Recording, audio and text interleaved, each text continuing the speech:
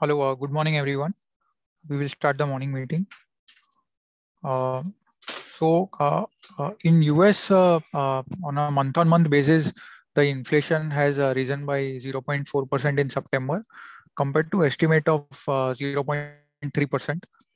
So inflation, even on month-on-month basis, continues to be above the tolerance level, uh, and with a growing number, policy makers are worried that high inflation could persist even in the longer run. So earlier it was supposed to be a transitory, but it seems that it can extend a bit longer. Feb yesterday, Fed reaffirmed that it would. Yeah, yeah. Is it clear now? Hello. Yeah. So. The Fed yesterday reaffirmed that no, they would start tapering sooner than earlier anticipated. Thus, U.S. markets were volatile. Dow Jones closed flat, while Nasdaq was up 0.7%. Initially, both markets were opened lower, but they recovered the losses. Also, Asian markets on an average are up about half a percentage point.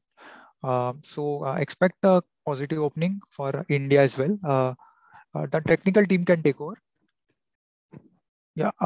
Since Swati is not audible, I will request Vikas to take over.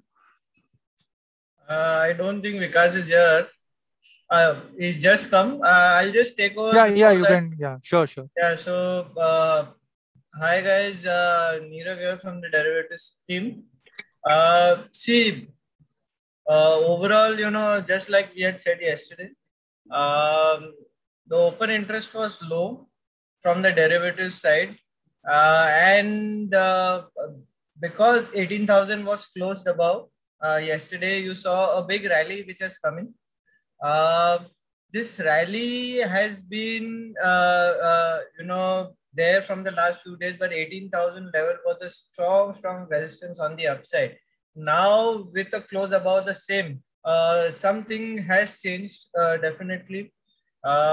We have opened up the upside up to the 18,300, 18,500 odd levels from the Nifty perspective, and the data continues to remain sideways, and no real issue there. But the only real problem is the VIX.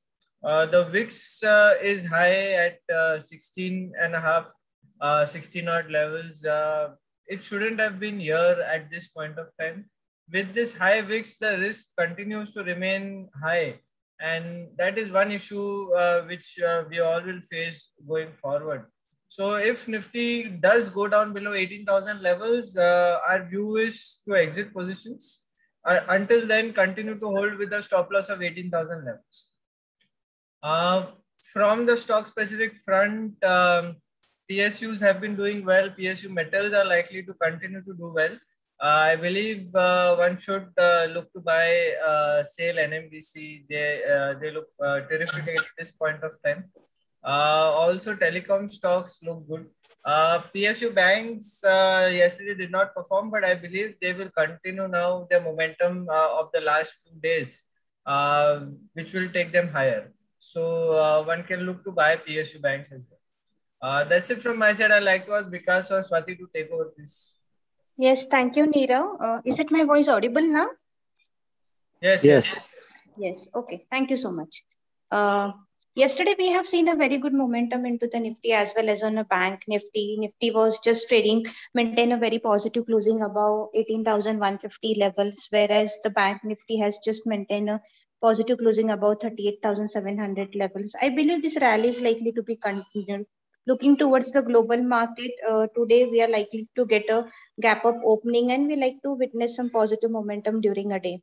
Now on the technical front, Nifty has a resistance at about 18,250 will be the immediate resistance level on the Nifty. If it's break that level, then the positive rally is likely to be extended towards 18,340, 18,400 levels on the high side. Whereas the support is placed at 18,070 levels downside. If it's break that level and if it's maintain a closing below that level, then little bit profit booking is likely to be seen, which might take a Nifty towards 18,000 levels.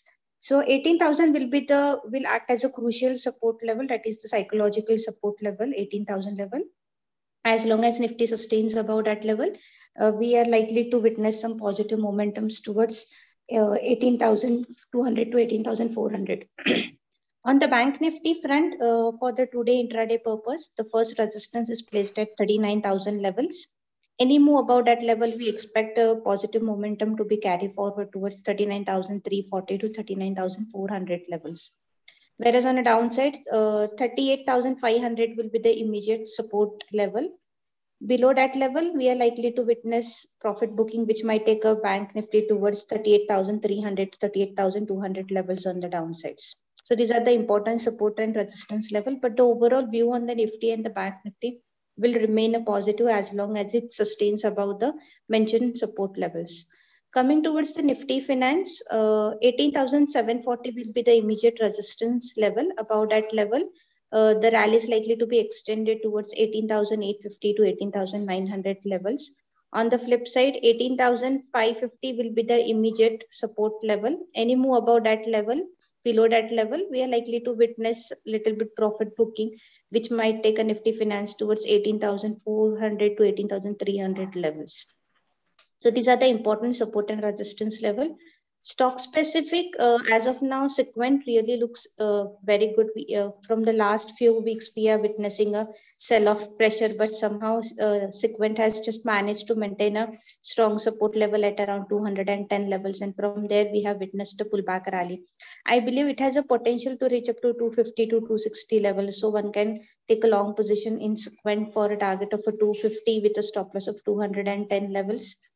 Whereas on the second buy call on, we can say that Masgao Dock really looks very good. Even we have initiated a buy call on this particular counters. Amar Raja battery really doing very well. As of now, from the last 2 to 3 days, we are witnessing that the auto packs and auto ancillaries are doing very well. Till the date, Amar Raja has not participated in this rally, but I believe it has a potential to reach up to 810, 820 levels on the higher sides. So those who are interested into the auto packs, one can go for a long into Amar Raja battery for a target of 810 with a stop loss of 754, that is 754. I think that's it from my end. I request fundamental teams to take a call forward. Yeah, thanks, Swati. So couple of news items on Hero MotoCorp.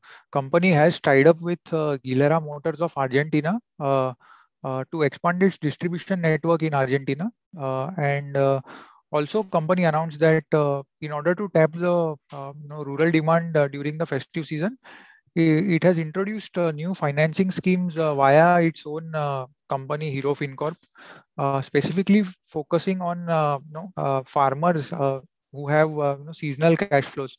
So they have come out with such EMI repayment, which will be coinciding with the seasonal cash flows that they have. So overall, this is a positive news for the company. Thank you. Yeah.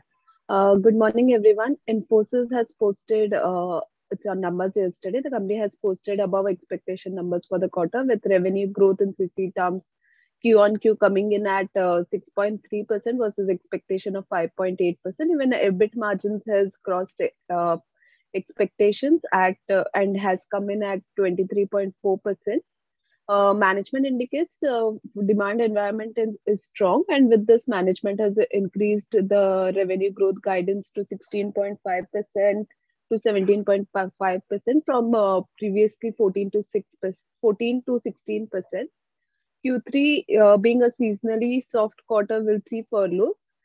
Operating margin guidance will remain same at 22 to 24%. Wage hike, higher attrition, travel expense will be offset by measures like cost optimization, automation, change in on-site and offshore mix. Outlook is positive on the company. Mindtree has posted its result yesterday with the company's strategic focus and execution. The company has given really strong numbers for the quarter with constant currency growth coming in at 13.4% versus expectation of 8.2%. EBIT margin has also crossed estimates and came in at 18.2%. Management indicates they are well positioned to capitalize on the strong demand environment and deliver profitable growth in profitable industry-leading growth in FY22. Q3 is a seasonally soft quarter. However, the overall demand environment is really strong. Outlook is positive on the company. Wipro has posted above expectation numbers for the quarter with CC Q-on-Q growth coming in at 8.1%. This includes organic growth of 4.6%, which was majorly volume driven. Management has indicated demand environment is strong. Annual contract value has increased by 28% in H1 and TCV by 19%. Pipeline is a mix of large and mid-sized deals. EBIT margins came in at 17.3% versus expectation of 16.6%. For Q3, the management has guided a revenue growth of 2 to 4%. Outlook is positive on the company. Thank you. Yeah, good morning. Ultratech Cement announced commissioning of its 1.2 million ton cement capacity. This is the first phase of the 19.5 million ton capacity expansion, which the company announced in December last year. The company has also signed an MOU with Punjab Renewable Energy Systems for scaling up use of agri waste as fuel in cement manufacturing. This is neutral for the company. Thank you. That's it from us. Thank you very much for attending. Have a good day. Subscribe to our YouTube channel for in-depth interviews of India Inc. and press the bell icon so that you do not miss our updates.